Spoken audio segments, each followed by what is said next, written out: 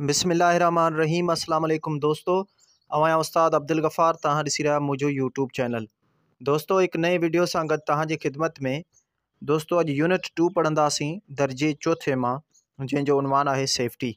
तव्हां दोस्तनि खे गुज़ारिश आहे जेकॾहिं चैनल ते नवां आहियो चैनल खे सब्सक्राइब, वीडियो खे लाइक शेयर ऐं पंहिंजी क़ीमती राय खां असांखे ज़रूरु आगाह कंदा। हलूं था सबक़ जे तरफ़। यूनिट 2 सेफ्टी हिफ़ाज़त। 2.1 ओरल कम्युनिकेशन ज़बानी ॻाल्हि ॿोल। डायलॉग गुफ्तगू। One friend visiting another friend, हिक दोस्त जो ॿिए दोस्त ॾांहुं वञणु।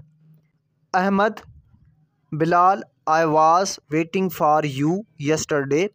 अहमद बिलाल, आऊं कल तव्हां जो इंतज़ारु करे रहियो हुअसि। Bilal, I am sorry. Bilal, मूंखे माफ़ कजो। I couldn't come due to some work. आऊं कंहिं कम जे करे तव्हां ॾांहुं न अची सघियसि। Ahmad, that's okay. अहमद, इहो ठीकु आहे। Did U finish your work. छा तव्हां पंहिंजो कमु पूरो कयो। Bilal, yes I did. Bilal, हा मूं करे छॾियो। आई केम टू आस्क यू। आऊं आयो आहियां तव्हांखे चवण जे लाइ। Can we go outside and play today. छा असां ॿाहिरि वञी ऐं खेॾे सघूं था अॼु। अहमद, नो। अहमद, न। आम सॉरी।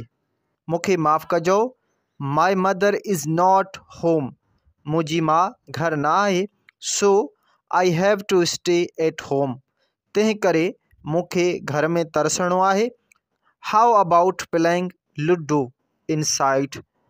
लूडो खेलण जो छा मूड आहे। घर में खेॾिजे। बिलाल, येस। बिलाल, हा। That's a good idea. इहो तमामु बहितर ख़्यालु आहे। Let's do that. अचो त खेॾूं।